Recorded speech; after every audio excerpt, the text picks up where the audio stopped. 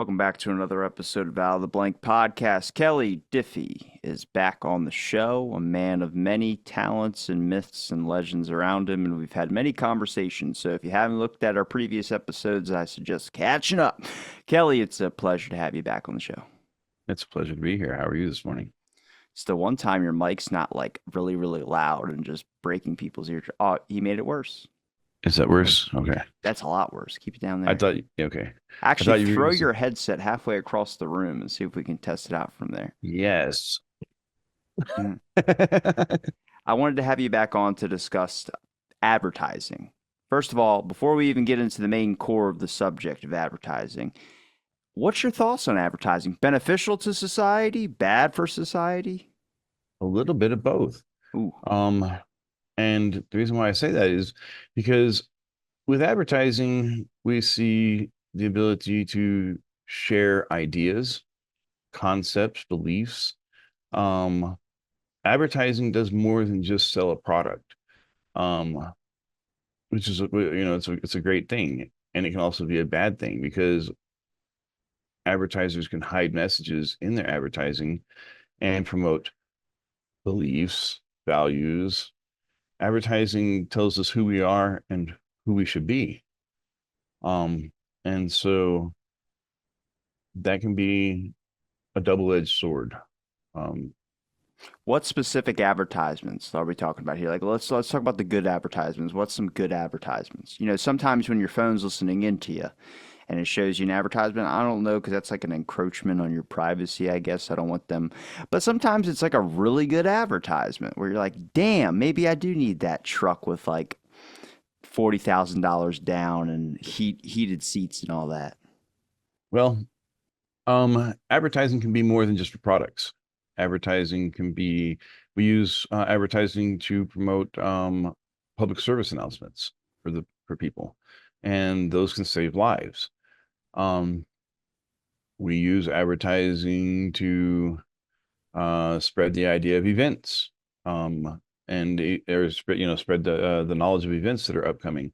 Um, so, like for example, if there's a concert in your area, if we didn't advertise it, you wanted to go to, we didn't advertise it, you might not know about it. And advertising can be a lot of different things. It can be print, it can be digital. Um, like we think of advertising as advertising a product, but really it can be so much more. Again, like advertising a show that you might want to see, or advertising for the debates during election season. People need to know that these things are upcoming.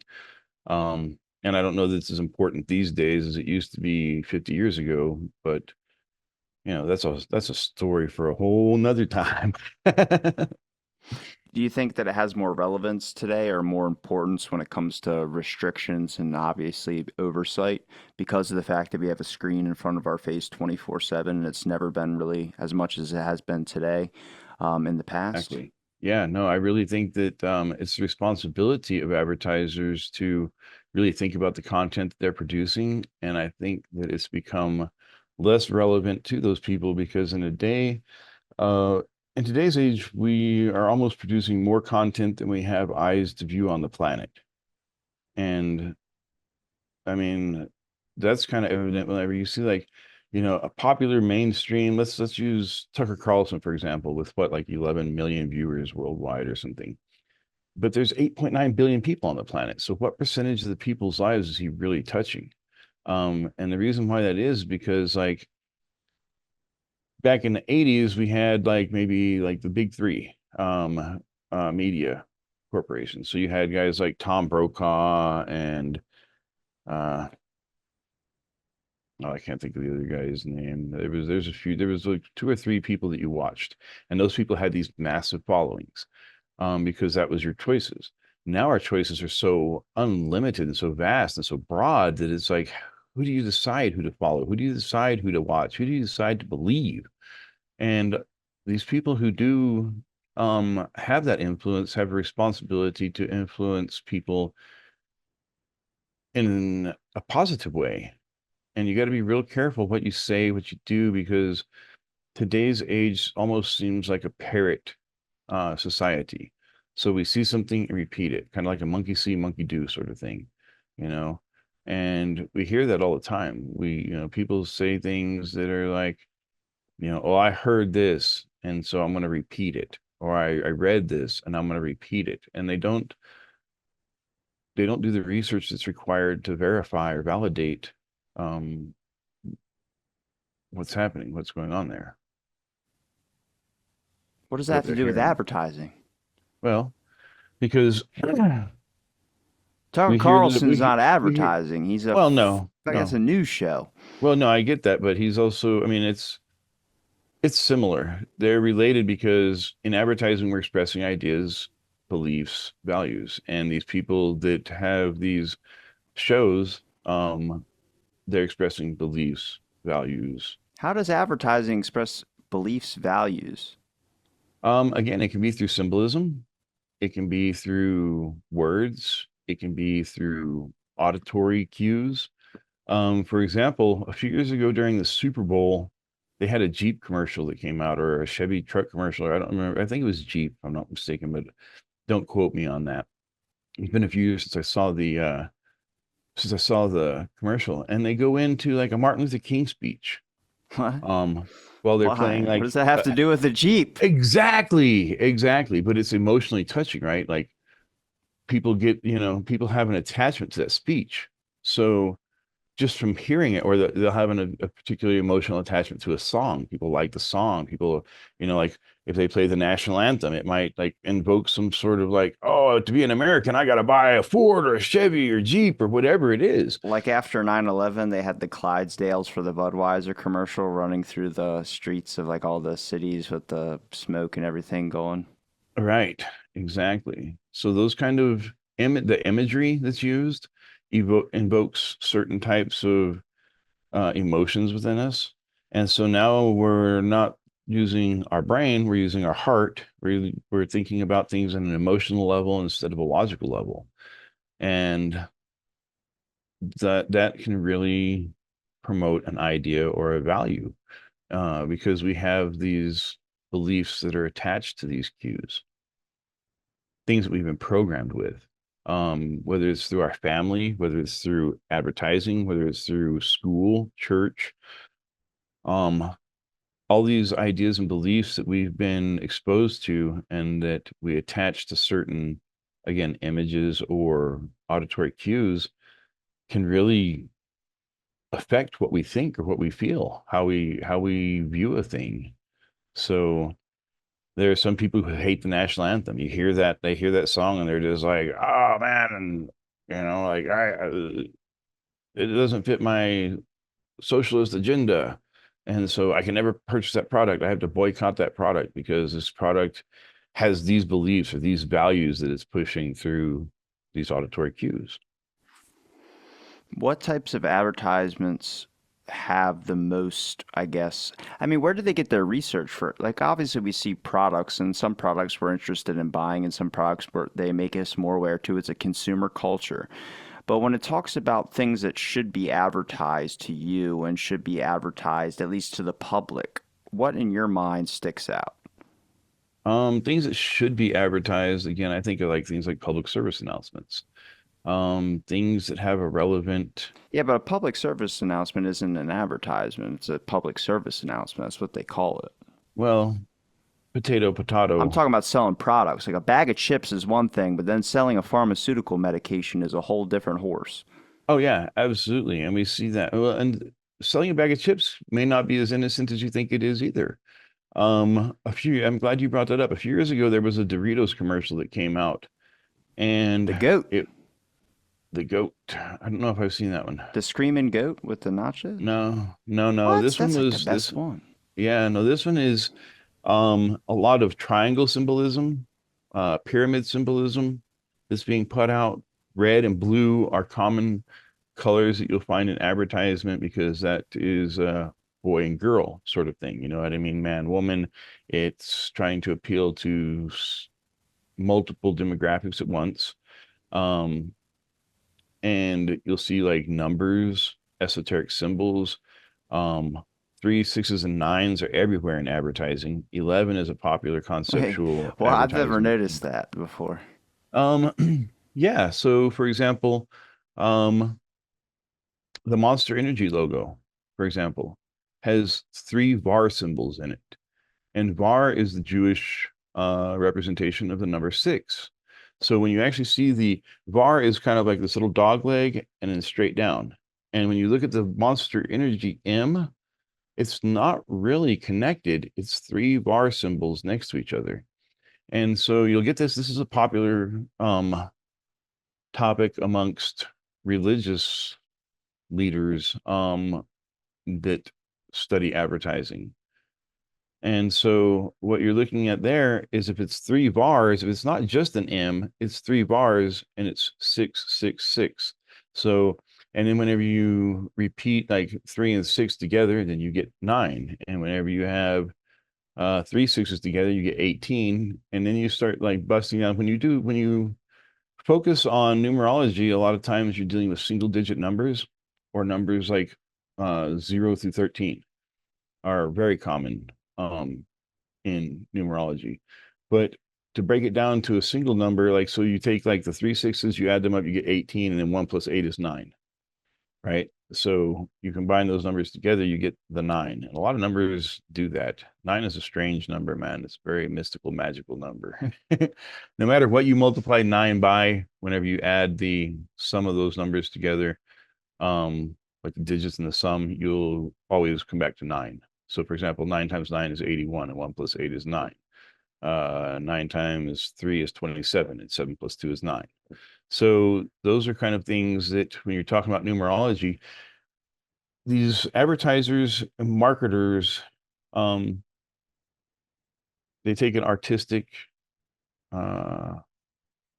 artistic license with it. You know what I mean? They kind of adapt it because you're not just going to go and put 666 on a can because that's going to upset and like half of the people you're selling it to. You're going to call attention to it or whatever. And if you're trying to promote a specific idea, a lot of these, it's been done so long in secret that it's just something that we continue to do kind of, and I say in secret, but it's like in front of your eyes, but it's not real obvious. Like again, for example, and I hate to beat the dead horse here, but with the Monster Energy drink, they're not just going to put 666 on the can, but you have the monster, which represents the beast.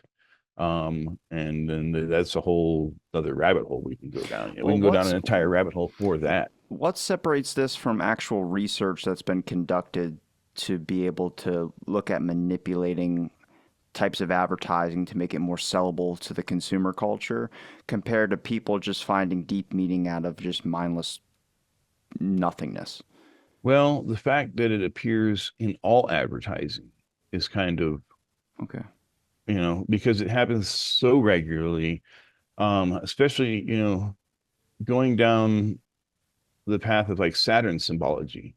Saturn symbology is in everything, man. And Saturn is relevant because Saturn was, you know, not a god, but a titan. And we could go down, like we can discuss Greek mythology when we're discussing this and talk about it and why Saturn is so relevant. And Saturn touches everything in our society. Um, it's really kind of weird and a little bit scary when you really start to deep dive. Well, go down it. I ain't stopping you. Shit. Well, the swish symbol, for example.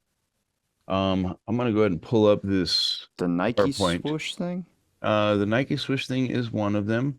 But we also see that same swoosh in like Pepsi, a different version of it, artistic expressions of this idea. We also see it in CBS. We also see it in Alcatel. We see it in a bunch of different, like I said, give me a second here while I pull up this. I'm gonna share this little screen with this PowerPoint with you guys real quick here.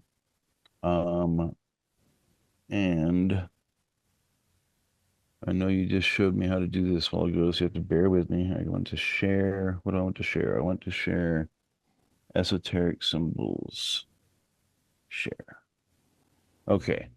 So This is a guide to experiencing cognitive dissonance. And so we may have talked about cognitive dissonance in the past, but I want to go ahead and give a definition for that real quick before we begin. Cognitive dissonance is whenever you're presented with information that contradicts a belief that you already hold. Um, and so when you receive this evidence, you're kind of like you've already had this belief in your core value system for some time, and so you see evidence that contradicts that, and you put up these defensive walls. You don't want to believe it. You're like, wait a minute, whoa, like, how is that even a thing? So that being said, I want to go ahead and show some symbols here. And I mentioned Alcatel, but I was wrong about Alcatel. Alcatel uses triangle and pyramid symbology, which we see a lot in things like AOL. We see it in Apollinaris. We see it in the Bass Company. And again, like if you notice, like here we have blue, here we have red, here we have red. Sitgo, the red pyramid from the top down. And here we actually have three pyramids, one or three triangles, one, two, three. There's the three symbolism. Now, has There's there been a study conducted about that? Like they did a study with the Facebook like button and the emoji buttons that you get more interactions on a post. So they added those in there, and that's why we have them on Facebook to be able to comment and be able to react to certain people's posts because you realize more people will interact. That means more screen time, which means more bucks for the actual company. But red and blue are primary colors, so I would just think that they would be largely influenced into advertising because it's flashy for a logo. it is, but there's also, I mean, you have 256 million different hues on the visual color spectrum, and we see orange, red, yellow, blue, and green, which are primary, largely primary colors. Um, The pyramid thing is weird. That's weird that the they have all pyramid those. thing is an interesting thing for sure. Looks Here like we have, like, a triangle, I guess, but when we go back, right, but when you a triangle is a two-dimensional representation of a three-dimensional pyramid. It's the only way we can represent it in two dimensions, is by using triangles. And so, like here we have an inversion of the triangle above the triangle here. And what I think about with this one here is, so the pyramids used to be white capped, right? They used to have these, they say they used to have these beautiful white stones over the top of them here. And so here we see the Alcatel, we see the white pyramid, and then above it, we see the strip pyramid, and it's inverted. And so this goes into an as above, so below mentality. And so you asked me about like the actual research on this. Now, this morning I got up at about an hour before we had our podcast. This is a presentation, and a topic that I've discussed many times. I've guest lectured on it a number of times. It's been since 2019, so it's been about 5 years since I've done this presentation. I'm a little bit rusty on it. But I got up this morning and about an hour before we started talking, and I was just kind of like flipping through the Google machine, and looking for research that's been done on this type of stuff. And the amount of information used to be vast. When I first started this project back in 2013, started researching this and going down, trying to develop this lecture. Um, Information was everywhere. You could go anywhere and find this information. And now it's like it's been scrubbed. There's like very little that you can find about the studies that are done. And the study and like the things that it does talk about are very limited in scope. And so I was trying to refresh myself a little bit and be like, okay, I need to really just kind of touch up some things here so I at least sound like I know what I'm talking about. And I was like really amazed by how little information is just in the public domain about this type of stuff.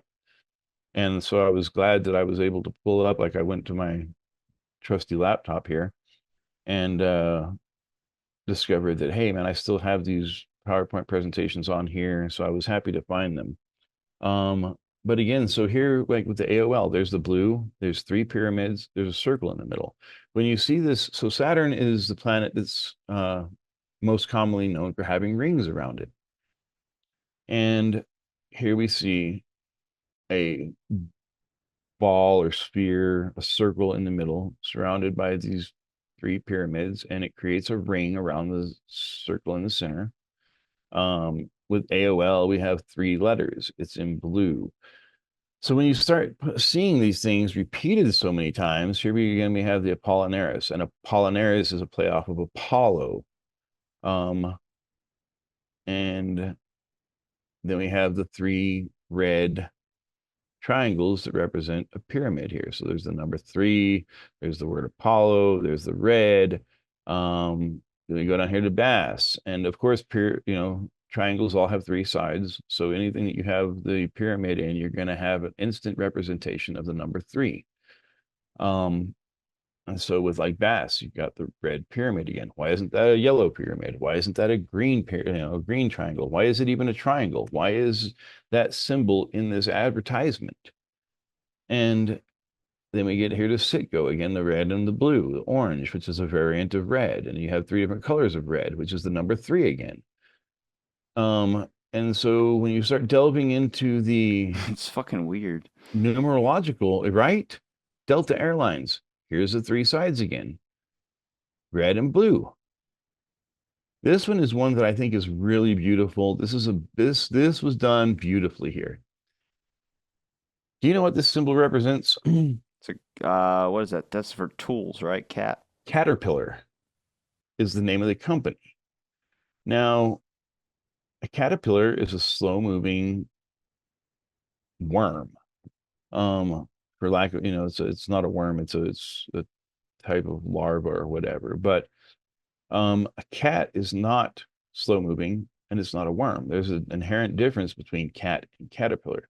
So the guys who brought this into existence, but now the reason why I find this one so amazing is because we have a golden pyramid with cat over the top of it. Well, pyramids are often largely associated with Egyptian uh, culture, ancient Egyptian culture, ancient And the Egyptian cat's their most religion. sacred animal. Yes, and the cat is over the top of the pyramid. And here we have not just the pyramid, but here we have the line outside the pyramid here, and we have another pyramid, the white pyramid above the gold pyramid again, right? So there's the capstones, the cover stones. And so I find this in like when I start thinking about the relevance of this compared to the product, they make construction equipment, right? And so if you were going to build a pyramid, you might need some construction equipment. And so this one is Or a shit ton of free labor from people. right. But they have to have equipment too. And whether it doesn't necessarily have to be like this, um, they had to have ramps or pulleys or whatever. And during that time, that would have been considered the heavy equipment of their era. This one here, Google Drive, pyramid again, right? With a white pyramid in the middle. We have three sides, three sides, three Shit, sides. We I have didn't double even notice three. that. That's crazy. Right? Because it's so ingrained in everything around us that we don't notice it, man. And it's subliminal. It's a They don't total have red subliminal though. mind It's fuck. just green, No, yellow, and blue. yeah, this is true. But there's the blue again. And yellow is a hue of red. It can be considered like part, like because If you you're can, colorblind, sure. well, you got on one side of the equation you have red, yellow, orange. On the other side you have blue and green. But how much of these influence of shapes are just because our eyes are really kind of drawn, and there's a lot of studies done on the fact of like our eyes can be like either perceiving or deceiving from different shapes. Like for instance, everyone always talks about when they get like trip on mushrooms that everything seems symmetrical, the world is symmetrical. It's like you don't fucking notice that in your everyday normal soberness. You're right. And again, that's why it plays on the subconscious mind. It's subliminal. It's all subliminal nature. Here we have another pyramid. And we have multiple triangles inside of this That's triangle, not a right? pyramid, that's the Well, play symbol. it's a triangle. It's Turn the it play sideways. symbol. It is, but it's also got red, blue, green, yellow, orange. There's our colors again. There's the three sides again. There's multiple instances of three sides, multiple triangles inside of one triangle. Here we have, and again, if it wasn't so prevalent, HGTV with a blue pyramid on top, Yeah, but that's for a roof. right? Or is it, I don't know anymore. right? I don't either. Hyundai. Here Jesus, we are with how the many triangles are in these damn symbols?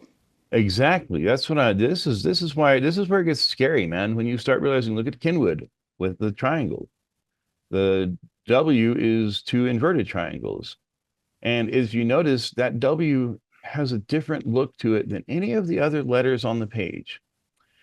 And when we really start getting into it, like, so this goes into, this is a little bit of a deep dive, maybe for some people, but we'll notice this is not an uncommon symbol that we see in advertising. And when you turn this sideways, suddenly you get sigma, which is the letter six, the Greek number for six, the Greek representation of the number six.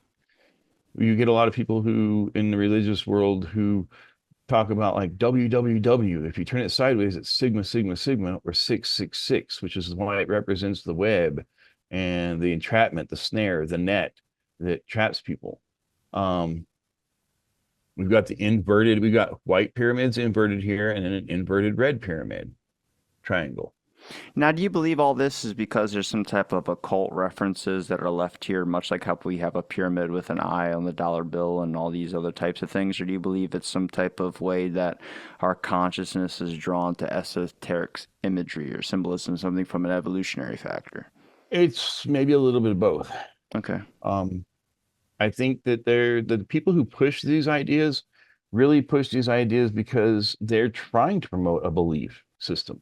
Here in the Axis Bank, we have a triangle. We have multiple white and red triangles. Hi, cat, quit bothering me. I'm trying to do something here. And then we also have, this is also a triquerta, which is the power of three. It's an artistic representation of a triquerta. And I'll get into that here in just a second. We're going to see that again in the next symbol, which is the red Mitsubishi triquerta. Power of three. Three white pyramids, three white triangles, three sides to the main triangle. We have three diamonds, which are red. The triquerta here. Popular symbol for the show Charmed, which is a red triquerta. Here we have the Mercedes-Benz, which is another version of a triquerta. We got this, you see the number three again, as in three sides. We see this Saturn symbology with the circle around a centerpiece. Here in the next symbol is the charmed triquerta here, which has got the circle around a three, which is also a pyramid. And these, when you start like getting into the this is something I recommend that if you're really interested in this type of subject, you need to really research Saturn a little bit and understand like the symbols that are associated with Saturn and what they mean. Here we have Saturn again, the blue CBS all-seeing eye. This is a combination of multiple symbols. And of course, it's blue. There's the blue again. Why isn't this yellow? Why isn't it green? Why isn't it mauve? Why isn't it turquoise? Why isn't it any other color but freaking blue? Here we have Nissan with a red background, and we've got these Saturn circle symbols again. Here we've got Toyota with a Saturn circle symbol again.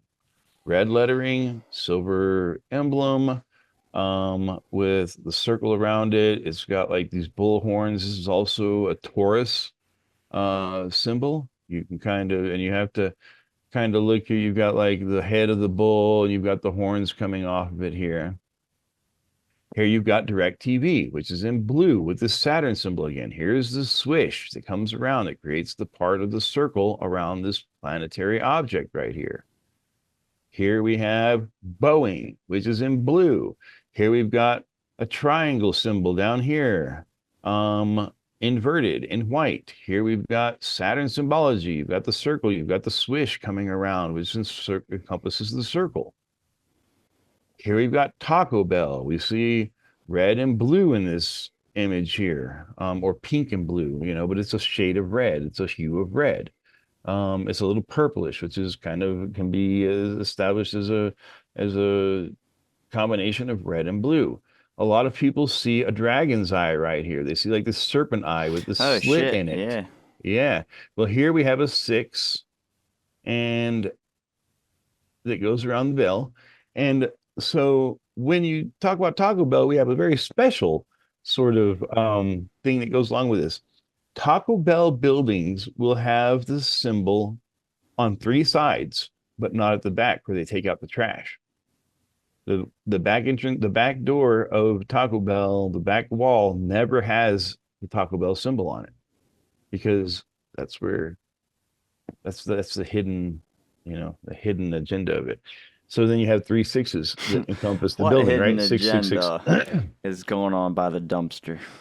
Well, we're taking the trash out. You know what I mean? You don't want to advertise that. You don't want to draw attention to where the refuse is being released. Um, so you have this six symbol that is now on three sides of the building. So that's another three that we see.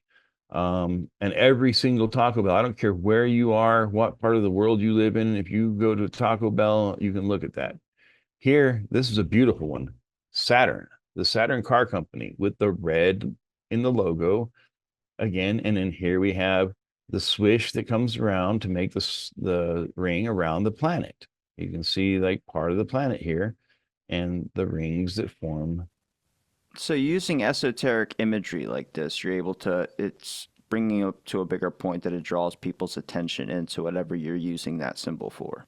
Well, and then why is it so prevalent though? Like it is, it's a very eye-catching symbol. Well, we It's only have a couple of shapes, I think, that really represent a lot. Like our all the buildings, like houses are in a 2D model, are all squares. with yeah, you're right. And they do have a triangle roof, like you mentioned, for a lot of them do. I mean, not all buildings have a sloped roof. Um, Like all roofs comes in triangle form though. mhm. I mean, when you're drawing it, usually, yes. But that's just how we've just built up society based on using shapes and geometry to construct things. Now, again, that's a double-edged sword. There's two sides to every coin. Part of it is, yes, that's true. Part of it is, why have we done that? What do these symbols represent? So Because triangles, whoever was writing the laws of physics was like, this is how everything starts to work a little bit better. If you have a sloped roof or a triangle roof, then the water leaks off both sides. right, right. But not every building has a sloped roof or a triangle roof. Many of them have flat roofs. If But you're in we, a corporate area, sure. well, in the Southwest where I live, we have Adobe homes, and they are all flat roof. Um, we have a lot of like on the reservation, you don't see a whole lot of pitched roofs.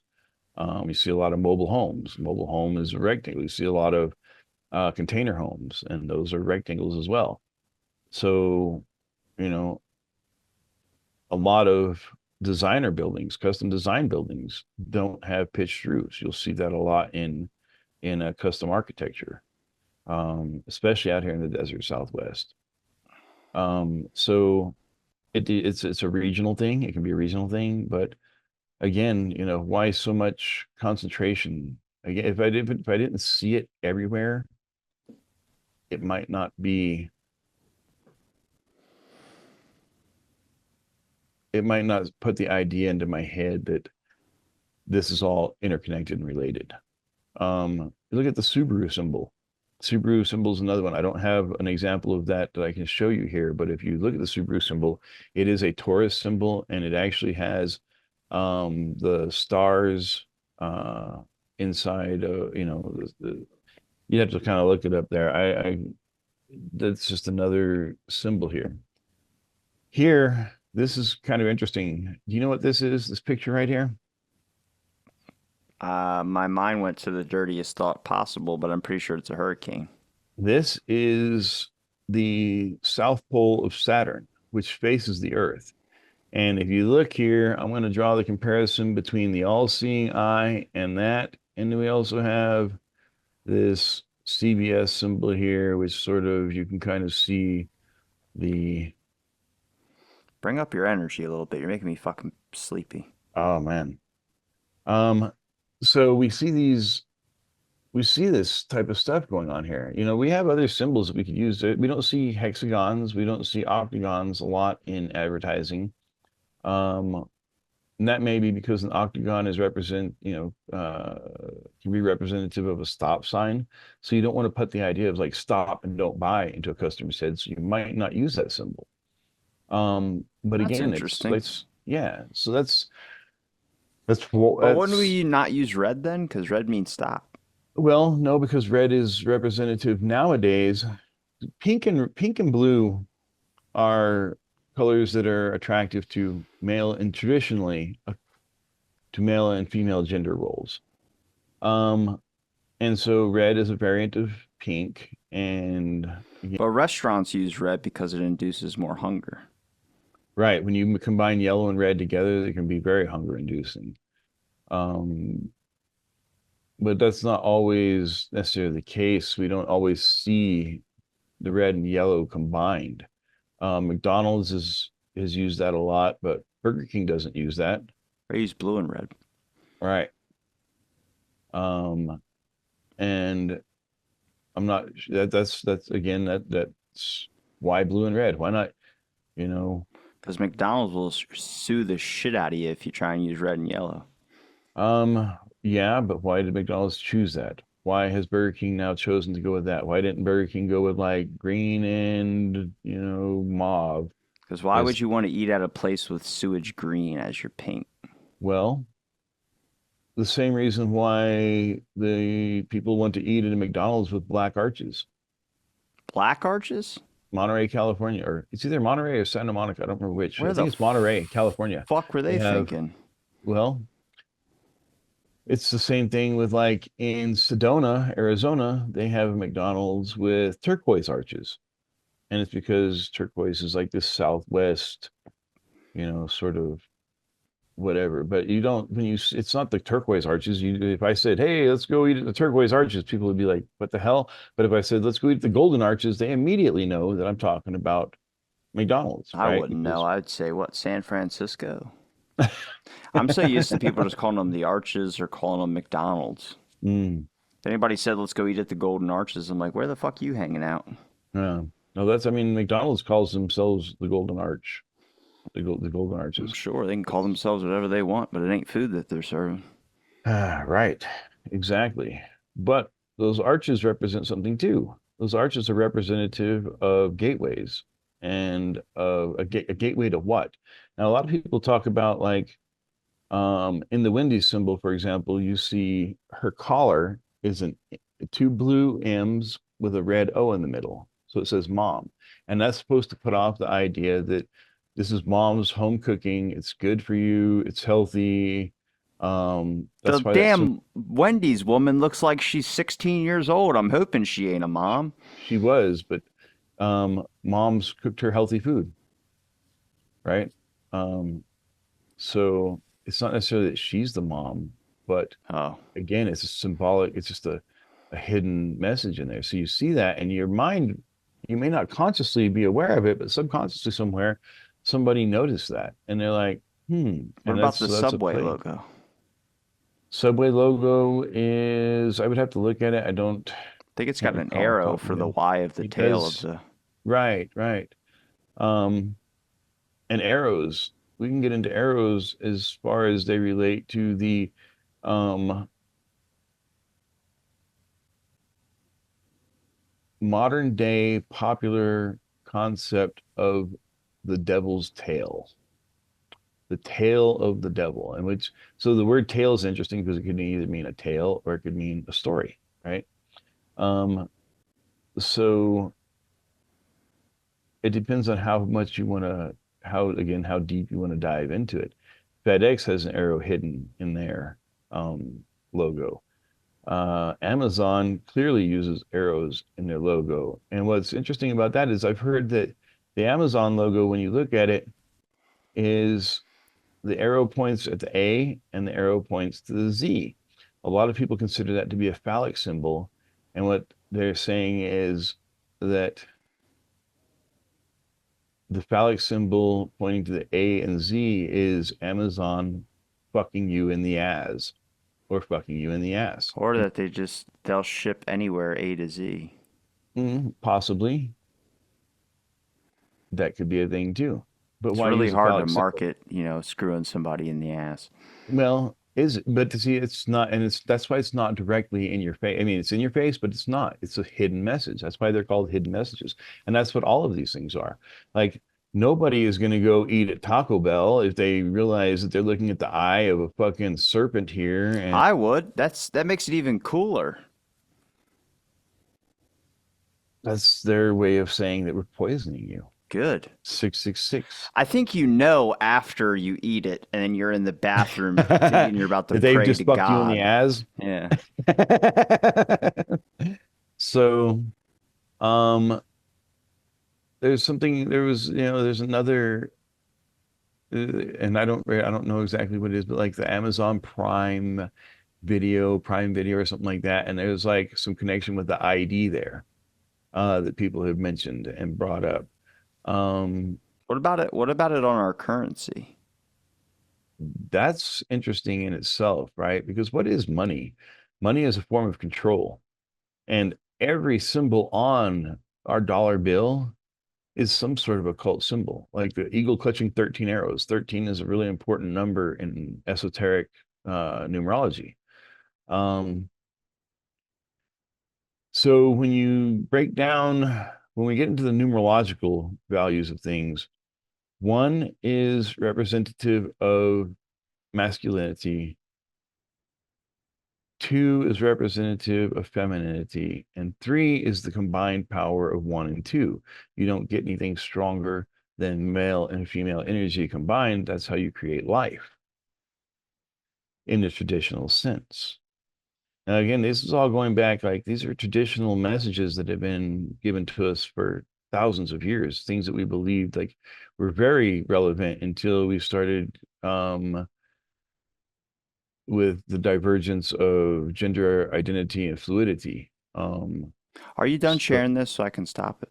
yeah, we can It take this makes it one. hard to edit when you have Yeah, no, you're good. the share I screen up. understand. So, I what would you say the importance of understanding looking for esoteric imagery in advertising? You just need to be aware of it because some of these companies may not have values that align with your personal values, and they're trying to push their values, thoughts, or beliefs onto you in a very subliminal and secretive sort of way. If you subscribe to the idea that that's what we're dealing with here is subliminal messaging and advertising.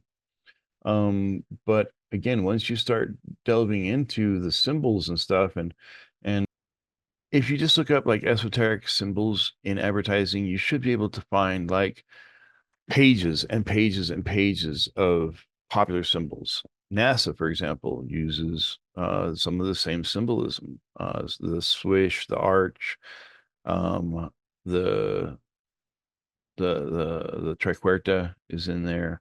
Some people say it looks like the forked serpent's tongue, which is that little red on there. They use a lot of echelons, which are similar to pyramids. When you look at NASA mission patches over the years, there's a lot of weird symbolism that goes into those, a lot of weird occult dragon, snake, serpent symbolism. Even when we look at the medical field, for example, um, you've got the Two staff with snakes the on the staff. serpents Yeah. wrapped around it. And so that's serpent symbolism. No matter how you want to look at it, that's a serpent symbol. And so, why is the serpent symbol so prevalent in advertising and marketing as well? Now, one thing that I think is really interesting about when we talk about the colors in advertising and the red and blue, um, we see a lot of as above, so below, and we see a lot of inversion. As you notice, like the pyramids, triangles, the inverted letters, like the W in the Kenwood, for example, being the inverted pyramids. And there's a lot of inversion. And that's done to trick the mind. That's done so it's not obvious. It's done so it's not like, oh yeah, like this is an evil symbol. These animal symbols, these color symbols, these number symbols, these all these symbols that we see Again, are they evil? Are they good? Are they indifferent? It's all a matter of your personal belief system, really, I think, when you get down to it. Um, so Do you believe it has more of an evolutionary let's talk about the evolutionary factor about how we're just ingrained, or is it conditioning at a young age to get to this point? And then we can talk about the occult factor. so these have always been traditionally considered occult symbols, um, or divergent symbols, I guess, that have not necessarily been in the mainstream purvey of society, because Christianity has been, the umbrella of Christianity, Christian religions, has sort of doesn't celebrate these symbols as much as the kind of outlying smaller religious groups do celebrate them. A lot of these symbols have been associated with witchcraft in the past, with alchemy, with magic. So, and because these are all concepts that go back thousands and thousands of years, it has to be ingrained in us through evolutionary, means. Um, and that's kind of where I was going to go to with the red and blue. Red used to be the color of boys. Pink men used to wear pink. It was representative of Ares, the god of war, and blue was always considered a color of tranquility. The sky, the water, and so those were given like peace, tranquility, sort of a feminine qualities, traditional feminine qualities, as opposed to the like people see red, like we see red, that's anger. That's related to Ares, the god of war. So that was a male characteristic, or traditional male characteristic. And so then somewhere along the lines, we see an inversion of that. Like all of a sudden, it was like taboo for boys to wear pink, and that became a girl's color, which is a hue of red.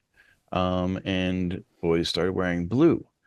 And I don't know how that plays into the psychological development of people. You know what I mean? Whenever you suddenly take and start switching. Well, it's why people don't paint their baby rooms certain colors anymore because they're afraid that they are going to push some type of belief or instill some type of you have to be a man or you have to be a woman in their kid's life. And then let's face it, the idea of what men and women are has changed drastically in the last 50 years. More Last so maybe five in the years. last, well, I was just saying the last 20, and in the last 10, it's become more and more prevalent, to the point now where we're seeing transgendered athletes in Olympic sports.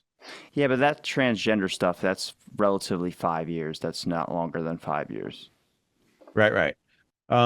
And honestly, I mean, like when you want to discuss, if you really want to get into it, people don't like to admit this, but the ancient Romans and ancient Greeks used to have these wild orgies, man, where it didn't matter if you were man, woman, or whatever, man, you were just part of the orgy. And the sexuality was way different then than what we started developing at some point in history. And I don't know where at that point, what that point was where that became taboo. Um, those ideas, because they were widely celebrated in ancient cultures. Um, so I don't know exactly when and where and why that all changed.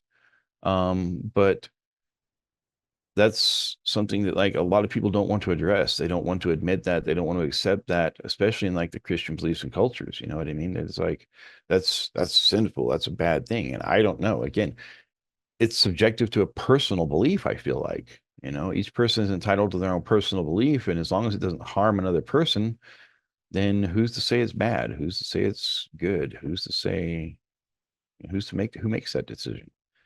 Society, cultures, individuals within those organizations or groups.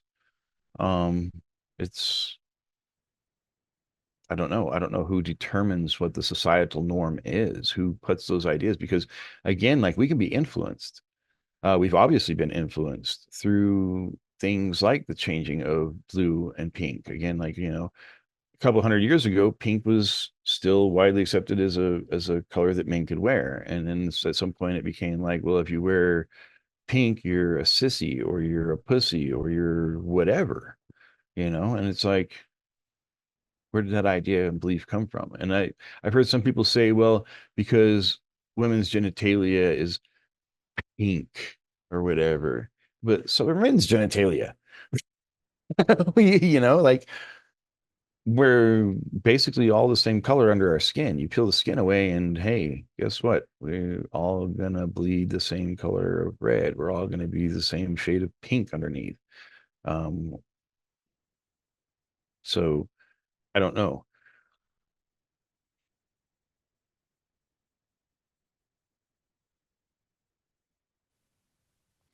Occult imagery, Satanism. Well, you went off on this gender tangent for like 10 Well, minutes. I was like, where's the occult shit? That's what we should talk about, is right. the occult Well, shit. but it all, there's more to it than just the occult thing, is where I get onto that I know, but I want to know subject. about the occult stuff. I don't So the care occult about the gender symbolism, shit. all right? So the occult symbolism, and it's really, again, it's like Satanism. Why does our money have a pyramid with an all seeing eye on it? And why is there a bunch of Latin, a dead language, on top of our currency? so annuit coeptis novus ordo seclorum Good for is you for being able to recite that shit. that means announcing the birth of the new world order. The novus ordo seclorum is the On secular our world order. money. Yes.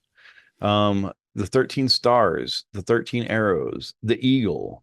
Um, these are all symbols that mean something. These numbers mean something. Um, so this occult symbolism that we see on our money, I don't know what the appeal of that is, to like why people want to put like these. Sorry, I'm just regaining my hearing in my right ear. You're good. I don't know what the allure of it is. We look at the pyramid with the all-seeing eye at the top. It looks cool, but it's just not when you find out all the other wording and what everything actually means behind the layer of just the imagery. You're just like, okay, that's a little bit scary. So when we talk about God, um, when Christians talk about God, he's omnipotent, omniscient, all-knowing, all-powerful. And so he would be this vast, broad power. So if we had God's eye looking down on us, we would have it from this point of view, looking down at the narrow scope of the world, the small world in the universe, right? Because we're like one pinpoint someplace. But instead, what we see is the pinpoint looking down on the vastness of things. And so that's an inversion or perversion of the truth, according to religious scholars, religious leaders who would evaluate this type of symbol. Um, I don't I don't know why that was so appealing to people. Why these what would be considered to be dark images or evil symbols would be incorporated into something like that, other than the fact that money is a form of control for people. Um, Really, when you get down to it, what is the value of a dollar? It used to be based on gold, but we don't have a gold standard anymore. Um, they say that there's no gold in Fort Knox, that all the gold in Fort Knox is sold off. I don't know if that's true or not. I've never been able to really establish the. Someone just point to Fort Knox on a map would be helpful. I believe it's in Tennessee, if Okay. I'm not mistaken. Um, but yeah, we used to have the gold standard and the silver standard for money, and those aren't the standards of money anymore. So what's the value behind a dollar bill? And why do we have that? And it's paper currency. And so like we print as much of that as we want, um, without having to account for how we value it. Well, now we have it Um, into the digital dollar. right. We're headed definitely down the digital dollar. And that's opens up a whole nother world of like I the bet you Christian. 20 bucks you don't remember what change sounds like. Oh, I do. I because I collect Most change. people don't know what change even sounds like anymore. No. They don't, because they use their phone to pay for things, their credit card to pay for things, their everything's tapped. Even at some places now, Whole Foods, for example, you scan your like Palm ID. I don't understand that. And to me, that's wild. To me, that's like, I don't know. I was raised in a non-denominational Christian family, and I don't necessarily adhere to all those beliefs. And um, All your beliefs go away when it's accessibility and convenience. Everyone wants to sacrifice anything for that. absolutely, that is a good point, Robbie. You're absolutely right. Um, and that's unfortunate because, like, if you don't stand for something, you fall for anything, is what they say. And like if we just devalue our belief system, like what is more valuable than our beliefs? The dollar, the currency, the money, because you can believe anything you want, but does that fill your belly? Does that keep you out of the rain? Does that make you warm? Never, right? Um, and to be honest, like the belief system that like we see like the Amish are disappearing across the country. These traditional old school ways of doing things that don't rely on modern technology are disappearing rapidly. Um, all around the world, not just here in America, but everywhere. And so your beliefs might have used to keep you warm, but they don't today. When did you first come across esoteric imagery? Like, how did you first become aware of the subject? Again, I was raised as non-denominational Christian, so I studied the Bible a lot as a kid, as a youth, as a young adult. And at some point, I became interested in other avenues of self-expression, other religious concepts. So I kind of studied a little bit of the Quran for a while. I kind of was curious about the Muslim faith, the Islamic faiths. And then I got into a little bit of Satanism, as we've discussed before, the occult uh, beliefs. I read the Satanic Bible by Anton LaVey, studied those teachings and practices for a while. I've studied the Baha'i faith a little bit. I've studied a little bit of, now people want to argue Hinduism is not a religion, it's a philosophy, but it's a religion. Philosophy is religion. Um, it's a belief system that's established through teaching or thought. And so, like, you don't have religious belief without thought, without, you know, some sort of influence. So, in a way, they are, you can use All right, you philosophy, don't need to religion is defend potato, what potato. you don't need to defend that. Let's get to the Yeah. So, I've studied a bunch of different types of religions and a bunch of different types of philosophies and a bunch of different types of belief systems. And I find it interesting that the Christian Bible is so prophetic, man, because it talks about, I don't know when it was necessarily written. They say it was written thousands of years ago, but this book has been touched and edited so many times. And what they have is the canonized version of the Catholic Bible was established like in the 50s after the so-called discovery of the Dead Sea Scrolls, which who knows whether that was real or not. Maybe that was a staged event. Maybe that was a real event. We don't know because again, we don't know anything. It's always two sides to every coin. There's a truth and a lie, and sometimes they mix together, and the lies are truths, and the truths are lies. And what we believe is what we believe, and that just goes into the inner core of people. Like each individual person is responsible for their own belief and their own thoughts, their own what they want to value, what they hold in as important in their lives. Okay, so when did you first come across esoteric imagery or the subject matter? It's hard to say. You start talking about philosophy, I'm going to go to sleep Right? on you because I don't like talking about that subject. Well, no, but I mean, that was what drew my interest to it because Yeah, but how did you become aware that there's all this symmetry? There's obviously an academic focus into the subject matter. absolutely, as a youth, I was always interested in subliminal messaging, the idea that people could control somebody through something they showed them, Sleight of hand, Fan of Clockwork Orange, are we? a little bit, yeah. That's a good one. Great example, actually. But MK Ultra, I started like I got turned on to the concept of the government program MK Ultra, and I was like, wow, man, like this is really deep. And so as I studied that and I studied religion and I studied philosophy and I studied all these things, started becoming aware of like the symbols, the cultural like significance of a lot of these types of symbols and stuff.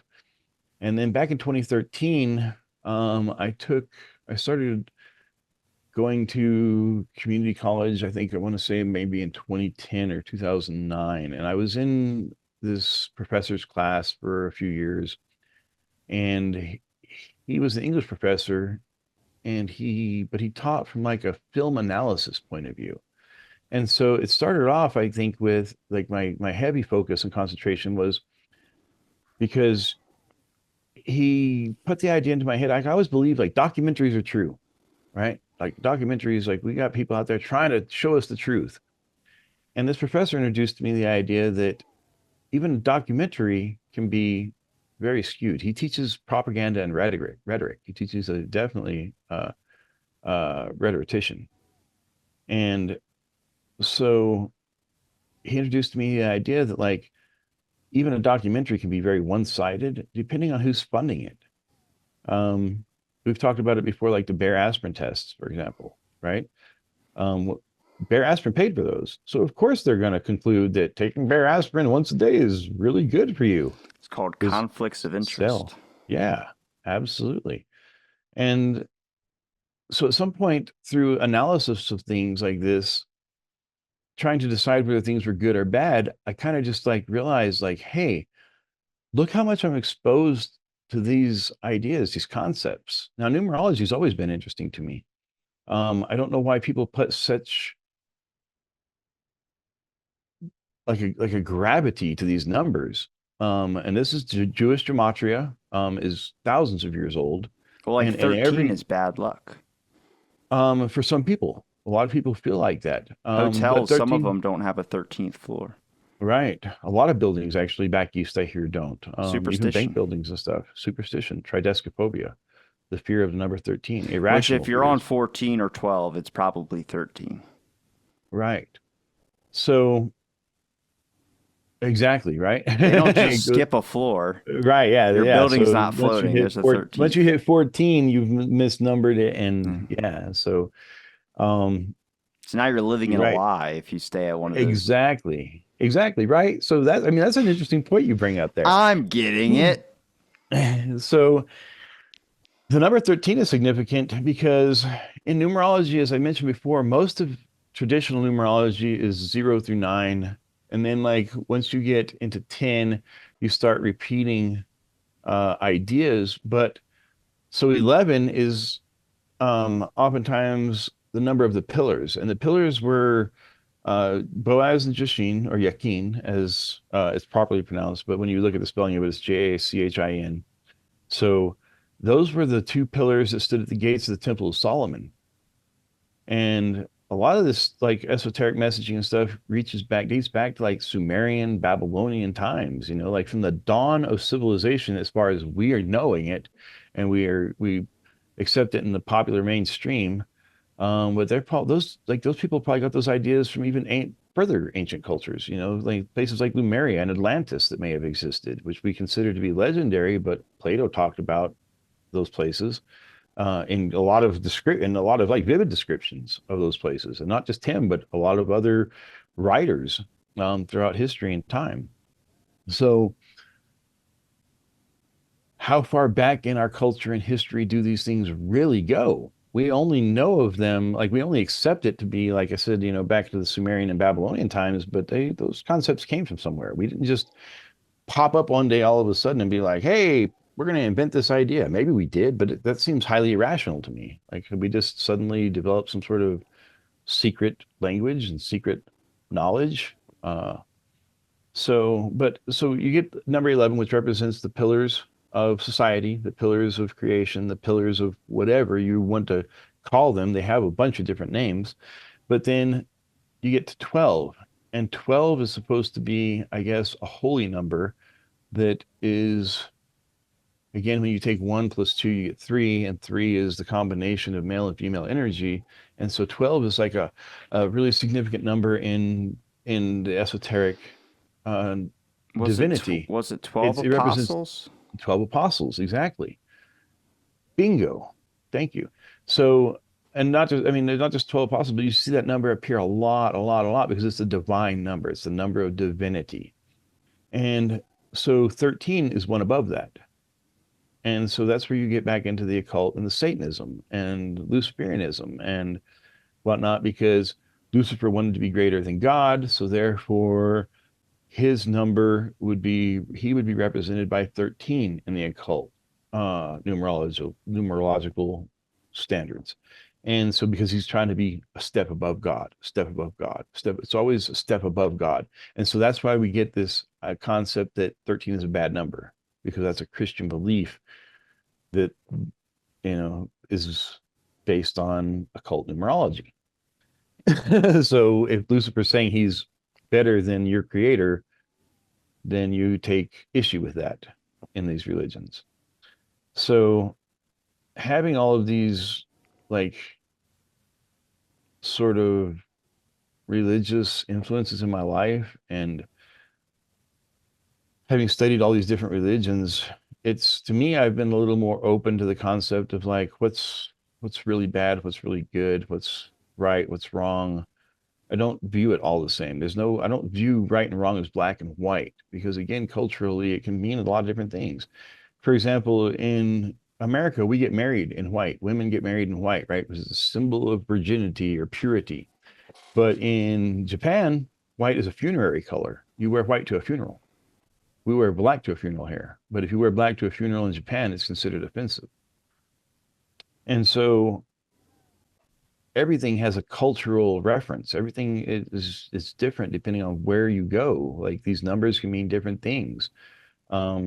But because Christianity is such a widespread belief across the world, and when I say Christianity, obviously I always am implying the umbrella of Catholicism, Baptist, Pentecostal, all these different things, right? Because you have all these different little sects of Christianity. It's not just one concept or one belief, and it's so widely varied. Even Tacitus, the Roman writer, uh, wrote that it wrote in the first century AD that the Christians were like a plague. They were like a virus or a vermin, um, and that their beliefs were diversified, widely scattered. They couldn't even agree about, a lot of their own beliefs. That's why we have so many different sects of this. And then you get into like, when you start thinking about that, you start thinking, we can talk about like Saturn again. We get back into this loop, it loops back around to Saturn. Um, and how Saturn has touched so many things in our culture. Wedding rings are a symbol of Saturn. It's the ring of Saturn. Saturn was considered to be the beginning and end, the Alpha and the Omega, which is something that Christians talk about with their God. So then we start getting into like, where where do these beliefs come from? Where do these ideas, and they all sort of like lead back to ancient, older ideas. We never come up with a new idea. It's always things that are based off things that we've seen before, which takes us into the evolutionary concept of like how have we developed evolutionarily to be accepting of these symbols, or to recognize these symbols, or to, and when they're not prevalent, like we still like subconsciously somewhere subliminally these things click to us. Boom, boom, boom, boom, boom. These things cause specific chemical engagements in our body. You know what I mean? They cause neurons to fire that we aren't even aware of that are firing whenever we see them. And so that's why they're influential in our lives. And I think that's why we see this so much in modern advertising, is because these are symbols that have been ingrained and embedded in us over thousands and thousands and thousands of years of, whether it was written or whether it was oral history that we've been taught. And these are all, again, it goes back to the influences of our family, what our family believed in. We're products of what our family believes in, what our churches believe in, what our teachers have taught us, what authority figures have expressed to us or tried to put onto us. And Well, why do you think it's important that we understand what these are? the truth is important. It's a matter of truth. What do these symbols really mean? What do they really represent? And why are they being pushed on us? Why are we seeing these every day? What are these people trying to put in our heads? Is it What are they? put something in our heads, or they just found something that they can use to manipulate to be able to make us buy or think a certain way? Well, that's exactly. But see, that's by putting it in our heads, right? So we can't think a certain way unless they put an idea in our head. What's real and what's not is it comes down to reality and how they're manufacturing reality around us. Consumerism, um, how they're influencing us, like if we buy a certain product, that can again, like, or if we buy into a certain idea, um, some people won't use the palm scanner. Some people will never use that palm scanner. Some people won't use fingerprint scanning devices. Some people, because they believe that that's related to they're pushing the mark of the beast, because it's in these books of prophecy. They talk about how you won't be able to buy or sell unless you have a certain symbol on your hand or on your forehead. Mark of the Um, beast. right, exactly. Um, and not everybody's familiar with that term, which is why I explained it. I'm trying to explain it the way I did. So so certain people won't perform these actions. They won't be part of that system. I personally won't be part of that system because I will never scan. I scan my fingerprint all the time, but I would never like have an implant, like a microchip implanted into my skin willingly, where I could just be like RFID, whatever. You know what I mean? You'll have to get one if it's forced on you. Well, you have the choice to starve to death at that point. I don't know if I could be strong enough to do that. I like to think that I would never accept the mark of the beast if it was forced You upon would. me, If you're starving, you would. but I have a family. You know what I mean? And perhaps my sacrifice to my family is that, you know what, maybe I'll spend my eternity in hell to make sure that they survive on this planet in as comfortable a way as possible. Does that make sense? Um, if you believe that the mark of the beast is the mark of the beast, RFID chips and microchipping is, or even these tattoos. I don't know if you've seen the electronic tattoos that they're making now. Um, but if that's a thing and that's real, which I don't know. I was talking about this earlier about like the books of the Bible and the canonization of the Bible and how it was written and the beliefs. So in 1952, the Dead Sea Scrolls were discovered, and then there were allegedly 200 and something of these books, right? And some of them were partially intact and part missing. So, and some of them were completely intact, and some of these things were like the words were added to and taken away from to give us what we have as the modern day version of the Bible. If you look at like they have a new millennial Bible out, and it's like words I don't even understand because it's like the slang and culture of the new ages, the new kids, you know what I mean? And they're trying to appeal to these kids, but they've changed so much of the wording that it's like, is it the same book? And so I have to I ask mean, myself, could you read it before? yeah, Bullshit. no. I mean, There's too I'd much have, old language in that thing. You look at maybe get every couple of words, but then there's one word in there. We're like, what does that mean? well, see, well, that would be the King James version, but then they have the New International version, and then they have the Once you modified update a version. book so many damn times, I'm not reading it anymore You know, because how much truth is in it, because they add a lot of horseshit. I think all religion right? is bullshit. It could be. It could very well be. Is I don't know numerology and one. all this esoteric stuff linked into religion a lot? Like, do It people who is. study it, are they professors of philosophy and shit? Because I'll never talk They about this subject again if it is. That's the one thing I um don't talk about on this show because it just I goes don't in one ear and out the other. I don't know if it's necessarily philosophers that would study it, but religious leaders do. I do believe in esoteric, like weird symbolism in our culture, and we have this society that's built upon like the Japanese culture is built upon like animal statues and a lot of animal symmetry. We used to be like that, and then we kind of diverged. Now we're more into religious and more Celtic symbols. Um, but there's a like that I can get with and understand how advertisers could use that because there's just some function in our eyes that is used to it. I don't think we've ever lived in a culture, and we probably wouldn't be able to live in a culture without it. Yeah, I mean, it's because it's so deeply ingrained and it has been again for thousands of years. So once you have that ingraining or that programming, man, it's really difficult to break away from that and to step away from that. I drive a Toyota. You can't drive a car that doesn't have some sort of weird Saturn symbology to it. Even like the Chevy bow tie, if you look at it, it's like a you could consider that the cross member would be the circle, the rings, and then the object in the middle looks like the ring goes around it. The Ford symbol is a blue oval with a silver ring around it. So you can't like if you're going to drive a car, you can't drive a car. They don't make a car that doesn't have some sort of religious symbol in it. The T for Tesla can be considered the bullhorns, again, taking you back to the Taurus. So I drive a Toyota.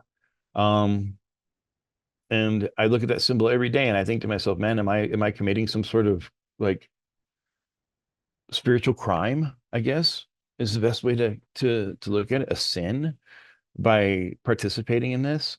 I look at the dollar bills that I use. And I think to myself, by using this and transacting in this system, am I committing a sin? Am I committing some sort of fraudulent fraudulent act to myself? Because if I say have these beliefs and then I participate in the system, what impact does that have on me psychologically, emotionally, Well, and coming some up that I'm not even aware of? coming up on a wrapping point here, do you think it's a positive or negative that we have these symbols in our culture, and do you think that we'll ever be rid of them?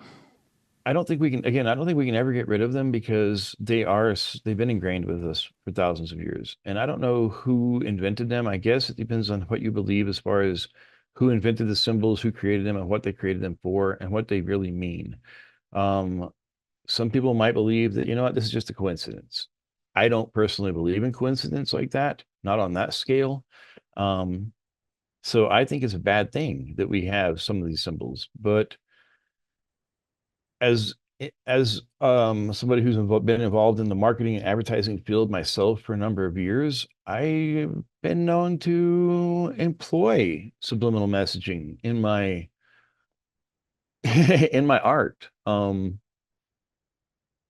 some of these same symbols, because I've been curious about whether or not I could perform the same tricks and whether or not it would have the same impact. And to me, it's more of like a sociological or psychological experiment than it is like me expressing a particular belief that I have.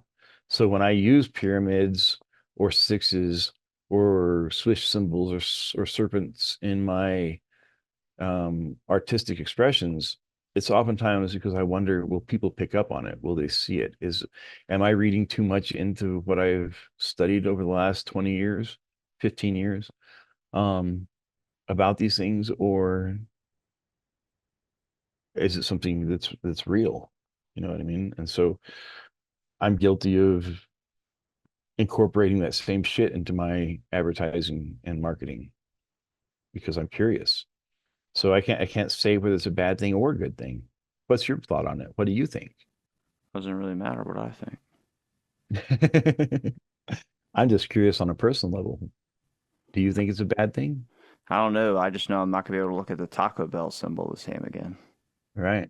I think it's Oh, interesting that there's a lot of symbolism in our culture. I just don't know. I don't know how deep it goes. right. Exactly. But I hope that now, after this podcast, after having this discussion, that when you do look at advertising and symbology in these advertisements, that you are more aware that of what exists in them. And I hope you're like looking for these, like looking for the pyramids, looking for the sixes, looking for the threes, the nines, looking for the colors red and blue, looking for the symbols, the hidden symbols, the serpent symbols. I hope you're looking for those things, and then you can decide on your own whether it's a good or bad thing whenever you start to realize how prevalent it is in everything around I'm us. definitely gonna be looking for it, but I'm also gonna try and throw away any Bible that's in my house after this. Uh, Where can people find your links, Kelly? You can find me at www.artofaz.com or www.arizonaart.info. You can also find me on Instagram at Arizona_artistry.